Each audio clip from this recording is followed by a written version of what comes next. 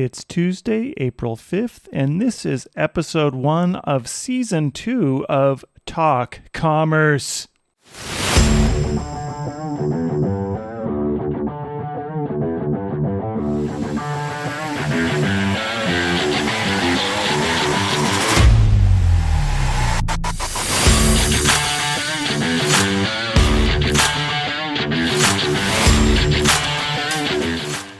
I'm very excited for Season 2. We have some great interviews coming up. Brent Bellin from Big Commerce, Mariano Gomide de Ferreira, CEO of VTEX, Rob Holthaus, Business Development for Subscribe Pro, and Triathlon Taryn, the e-commerce triathlete who is changing the world on coaching. I am also introducing my newsletter, The Platform, where I am talking about different platforms for e-commerce and agencies and tech partners that will contribute to it. And now, your free joke. I was at a job interview today when the manager handed me a laptop and said, "I want you to try to sell this to me." So I put it under my arm and left the building and went home. Eventually, he called me and said, "Bring me my laptop back now." I said, $200 and it's yours.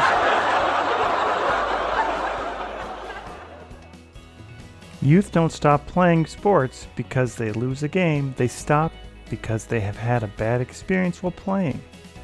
We interviewed Tim Williams about his company and his approach to youth sports. Tim is the founder and CEO at T.WILL Sports, a dynamic sports company that delivers a variety of youth, recreational, and competitive sports services. He focuses on youth sports and takes pride in the ability to educate through sports and the experience that comes with sports. His goal is to help parents and coaches inspire greatness within youth. Talk Commerce is brought to you by ChipBot. Are you enjoying answering the same question over and over every day? Do you wonder why people are leaving your site? Are you sick of knowing how many carts are left abandoned, moments away from a sale? Or are you just getting exhausted, thinking about parsing all that data from your website? I recently found this great tool that I installed on the Talk Commerce website. You can see it live right now at talk-commerce.com.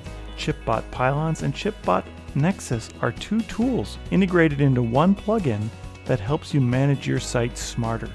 It took me less than 15 minutes to configure and install. I have a thumbnail video that I recorded myself, and I can instruct visitors on something to do and an action to take. You also have the option of configuring different action items like send me an email. Through ChipBot Nexus, I can answer questions, and more importantly, I can learn from my clients by listening to what they are asking for. And if you thought it couldn't get any better, you can log into your dashboard and get metrics on what your visitors are doing on your site. During the installation process, I got fantastic support, and ChipBot helped me to make my bot even better. Try it today, it's free. Go to getchipbot.com and sign up today. That's getchipbot.com. getchipbot.com. My name is Brent Peterson, and I'm your host. Please remember to subscribe wherever you download your podcasts. And now, Talk Commerce. All right, welcome today. Today I have Tim Williams. He is the co-founder and CEO of T.WILL Sports. Tim, why don't you go ahead and introduce yourself and do a better job than I just did. Tell us what you do in your day-to-day life and maybe one of your passions. Absolutely. In my day-to-day life, I run and contribute to the operation of T.WILL Sports, which is a youth sports development and education program. We offer before and after school sports and also deliver a curriculum that changes the experience of physical education in elementary and middle schools. So essentially, we've replaced gym teachers and upgraded the curriculum to more of a team sports, fun, energetic learning experience. So doing that, that's my day to day. I know that when I was a kid, and that was a long time ago now, we had to do the 600-yard dash, and I always hated that. I know they don't have the 600-yard dash anymore, but maybe give us a little bit about what you do, what you're doing for the kids, and how you're changing their mindset and helping them to be successful.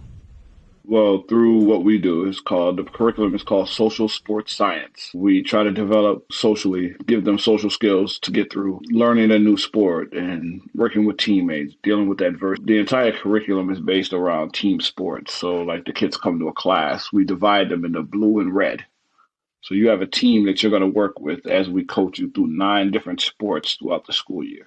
So we'll go from a basketball unit to like a flag football unit or a volleyball unit or a kickball unit or a floor hockey unit. And essentially you get to watch and coach these kids through all of their emotions of being very good at one sport and not so good at another sport. But trying to help them keep that same energy of confidence, relying on your teammates. You're not always on a team with your friends, but you're on a team with people you're going to be with for 6 weeks. So learning to get along, learning to work together for the greater good of how you perform and execute in class is key. And those are the same type of skills I think that will take them into the real world of just being able to adapt to certain situations, recognizing when you're not as good at something as you are on other things, and the ability to be coachable and teachable through all of that, all of those roller coaster emotions that middle school and elementary school kids have.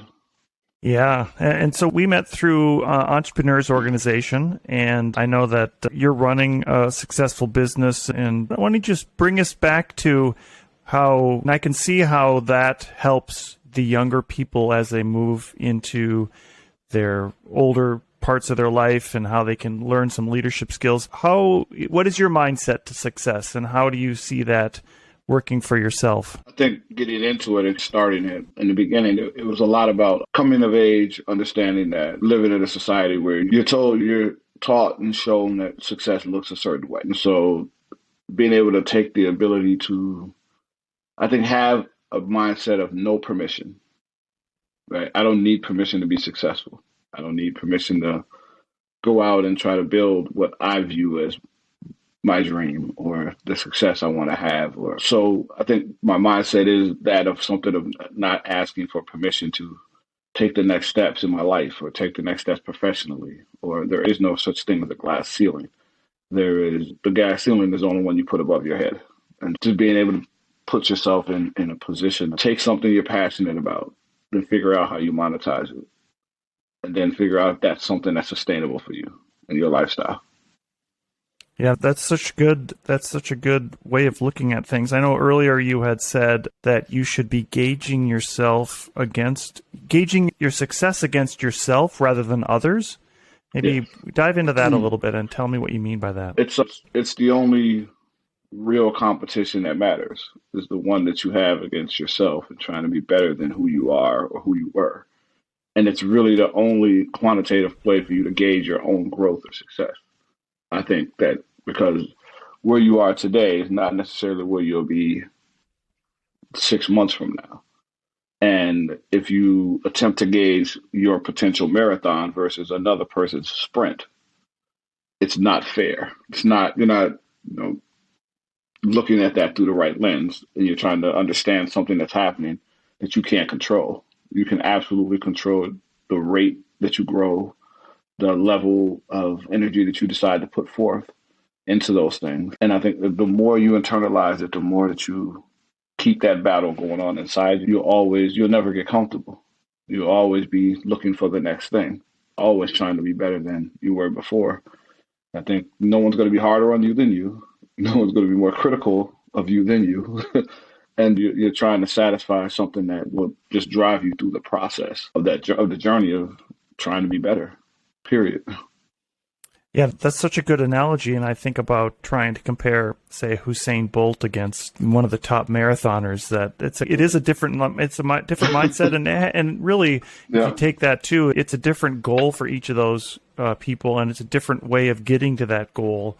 And putting that into business is such a good way to frame it. How do you help or coach both your athletes and then business people in terms of making sure that they're not looking at, from an athletic standpoint, you look at the person next to you and it's somewhat healthy to try to beat them in a competition, right, but you don't want to try to make it something where you're hurting yourself despite the fact that this person is going to beat you. Or I know in running you can overtrain and then end up getting an injury because you're trying to achieve something that is beyond yourself, or there's somebody that's younger than you that's going to be able to accomplish that easier. There's so many different aspects to it. I think that it's the running and is a great analogy. It's about competing, right? Like we're competing in business. You're often competing, but you're competing on a different level, a different stage. Someone else is actually keeping score. It's not actually you. And so there's a difference between hard work and competition, right? Like you can compete. If I was to say, hey, Brent, I'd like for you to line up on this line and run this particular distance at this particular time, in this particular time, you will get on there, you will run and work hard at that.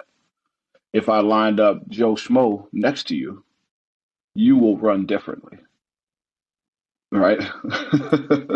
You're going to run differently because you're still working hard, but now you're competing. So it starts to look different. You absolutely approach that situation differently. And so being like, it's almost like you're running in a mirror. Like you have to run in a mirror and just be able to it has to come from within. And you almost have to adapt that philosophy of running like you're running next to someone rather than running against a clock. Yeah, that's a good point. And I think, too, when you come back to how you're helping youth and team sports, relying on your teammates to help you achieve that goal. And I think it's important to look at, too, that if you're a team of 5 and you're whatever, let's say you're a football team, and is it 11 on a football team? I mean, 70 or totally. Yeah, right. As an individual, you're never going to be able to have a successful team unless you have a great team around you. And I think that's such a good lesson, even in business. Then how do you say, I'm not going to be successful unless my team is successful? And as a team member, what good does it do you or your team if you're out there making a big thing about just yourself? It should be about the team. Yeah, I think success and growth comes from team. Like I could say I've absolutely benefited from it over the past, coming out of a pandemic year and going into 21, not necessarily post-pandemic, but post what we would call probably the rougher side of it. Like my team has absolutely catapulted us as a unit to another level, another stratosphere. And it was all about trusting, number one, being able to trust them, and then finding people that embody some of the same characteristics that you do about the work, right? The work is what sets you apart. The work is what's going to push you ahead. But you can't do all the work. Sometimes when your business is growing, the fact is you cannot do all the work. It's a hard thing to learn. It's a hard thing to swallow, and it's a hard thing to accept. And once you've accepted it, then you come to the point of trying to find the right people to put around you. And being the owner, being the figurehead, the person, you have to trust, again, hope, and train accordingly. Help them help you, essentially, by giving them the tools, giving them the skill sets and the methods, the vision, the mission to go and carry those things out effectively. Yeah, that's another great analogy. So how do you see yourself helping both those young people? Then how do you translate? It is very similar, isn't it, that what you're doing and helping young people achieve in their team goals and in athletics into what you're trying to achieve in business? Something I have to practice daily. I practice it daily, just making sure I practice it less from an athletic perspective and more from a coaching perspective. Right. The idea is at some point I'll be out of the field and I'll be coaching this team of individuals who will continue to carry out the vision of T.WILL Sports. And with that, it's just like anything. We try to get better daily. We're honest to a fault, critical when need be, and often celebrate all our wins.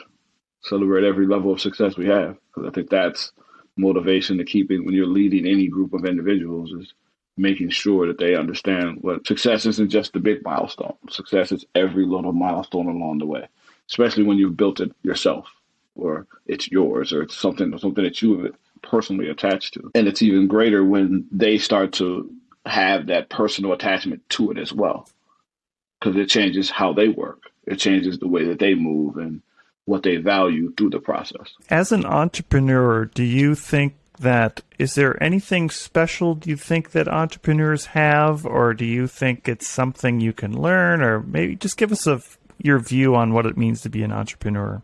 Oh, wow. I think that for me, I think it has a lot to do with passion. It does. It has a lot to do with passion. It has a lot to do with things and then I'm not saying necessarily passion for a specific thing. You could just have a passion to build and just to build and create. And I was somewhere at an EO event, and a guy stood up and he said something that really hit home. He said, I reached a certain age and I realized that I was 100% unemployable. And it was like, wow, yeah, I get that. I 100% get that. Like I could say, my longest tenured job is at T.WILL Sports,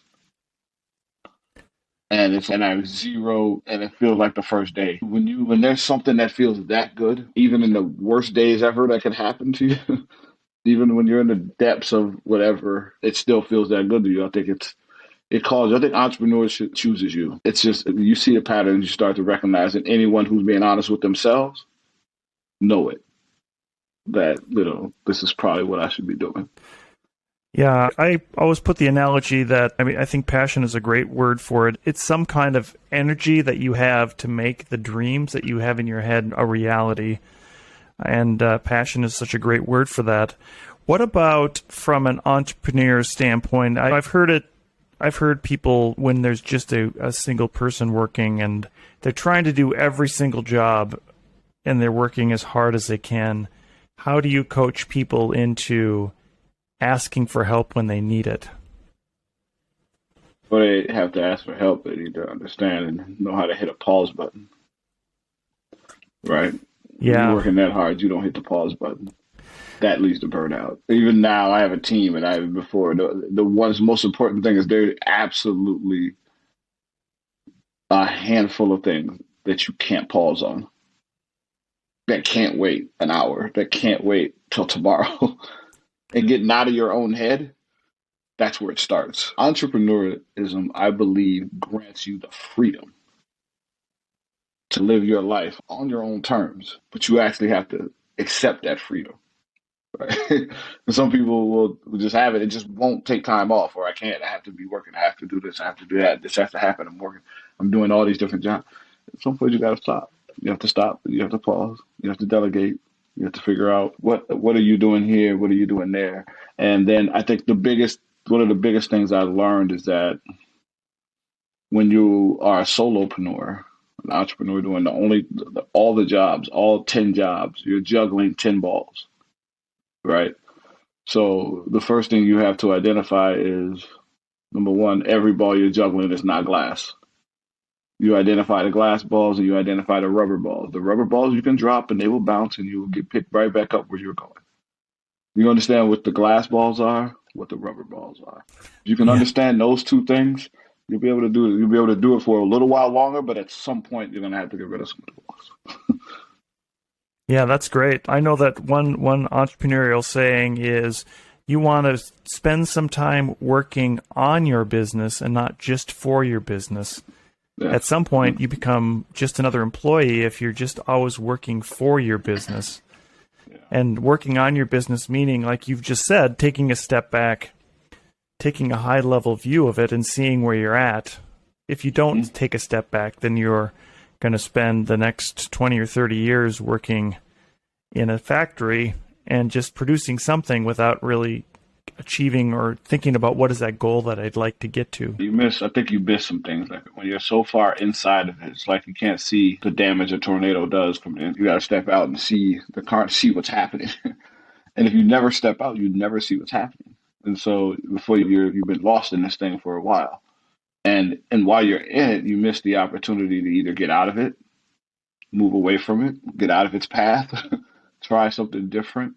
But we have to be able to step outside of our business and then look inside and figure out how, because when you're so busy in there, you miss the opportunity to grow. you're missing a great opportunity to expand, or there's probably a new way for you to do whatever it is that you've been doing. But it's hard when you're just working and working. And I guess the key, like you said before, at some point you have to find somebody else to work on your business, work in your business so you can go and work on your business. Yeah, I know that you've joined Entrepreneurs Organization now. Why did you decide to do that? What was it that motivated you to do that? The information. I feel like the information is key. When you be an entrepreneur, you're in charge of your own professional development. So my professional development, I learned from others. I learned from people who have experienced certain things. I like to be hands-on. I like to understand. I like to know what is it that you're doing. Like, where did you acquire this level of peace? How did you acquire this level of understanding? Because I think that the one thing that we all miss, and I think what's true when you start to understand this as you grow and become older, is the thing that separates one person from the next is information, right? The person checking you out at Target and her supervisor or his supervisor, the only thing that separates those two people is the information. And the further up the line you go, the more the information is. And I view EO as being a high level of people who have a lot of information that I can learn from. I like to surround yourself with people who will force you to level up, to get to a point where you keep leveling up until those heights start to scare you. You keep going as high as you can until the heights start to scare you. Then you know you're doing some big things and you've seen some things. You see something promising and you're pursuing it. Yeah, I think a great way to look at it as well is that you don't have an opportunity often to speak to other people who are in the same boat you're in. And that's even it too, like the peer groups, like like understanding, like you can have the kind of conversations that you and I probably have with a few people. You're much more invested than I am, so you can have these conversations a lot, where I am 4 years in and I don't have many friends we can talk about, like, my work issues. You know what I mean? So it's like, that's a thing. So being able to just talk freely about things, and they understand, having a level of understanding with others about some of the challenges and the successes they will understand. They've experienced it on some level or something similar. Yeah. So if you were to give, and again, in EO, we don't give advice. We like to share experiences. But if I think as a coach, let's just say in a coaching role, how do you encourage somebody to follow that dream and passion? Start. I encourage them to just start. I think whatever it is, I think that's the hardest part, right? Starting. And once you get started, because I challenge them to not live in the idea phase turns into the regret phase. So, fail at it if you need to, but just go do it. And I think that's okay. Being okay with that. Like they say, when you fail something, you don't start over. You start from failure. Start from experience, right? You start from experience, now move forward. Most people who started a business their first time did not work out. Or there were some things that they did wrong where they wouldn't do it a second time. Just following the passion, like I said, follow the passion, follow the passion, follow the passion. Because that's the part that you are going to fall in love with. And when you fall in love with something, you're willing to endure the things you will need to get to the other side, to achieve the level of success you do. If you like it, you'll quit. Yeah, that's a good point. If you just kind of like it, you'll quit as soon as it gets hard, because it will get hard. That is reality. It will get hard. It will get challenging. It will get tough.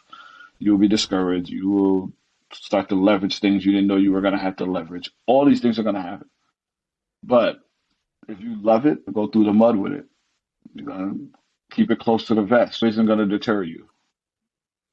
Yeah, so, I remember having a mentor tell me that you're going to go through a phase where it's all beautiful and it's rainbows, and you're going to be getting to some point, and then you're going to hit some walls that are going to be really hard. You're going to get some challenges that you need to get through, and you may not even have enough time to do all those yourself, and that's when it's the right time to ask for help. And I would argue that in the beginning, it's always the right time to ask for help. But I think you made a good point about if you fail, then that's just a good thing to know, because you hopefully won't fail doing the same thing again. You've tried it at least. Failure is definitely part of being an entrepreneur. And I think if you were to interview the top 100 entrepreneurs, a lot of them have failed more than they've succeeded. But they're rolling the dice. It is a little bit of a risk. It shouldn't just be a roll of the dice. There's skill that's involved, and there's luck, and there's all kinds of different factors.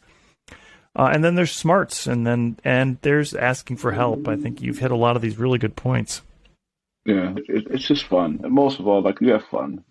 I know, and the crazy part, we're having fun playing with life. I enjoy it because it's challenging. It's stimulating your mind 24 hours a day. I mean, your business is on your mind 24 hours. It's just these things that occupy your mind. And it's like a never-ending playground for me.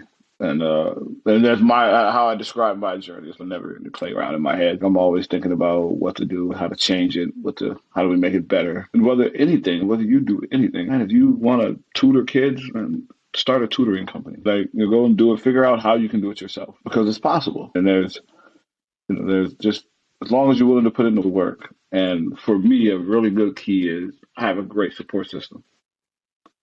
Like, my wife probably had more faith in me doing this than I did.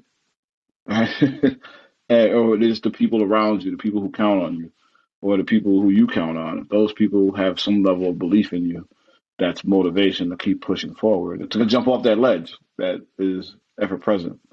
That ledge between weekly paychecks, and we'll see what happens. All right. Yeah, good point. Yeah. All right, we have a few minutes left today. What if you have any parting advice in this pandemic period? What would you tell somebody?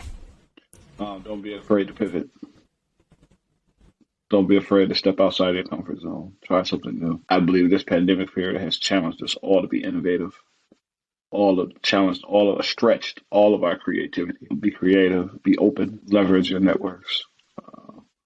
Look around, see what else other people are doing in your industry. Figure out how you can add on to that or make that better. But all in all, I think if you're able to, financially, mentally, emotionally, weather the storm, because I think we'll all come out cleaner, better on the other side of it, and a lot more broadened through the things that you're capable of.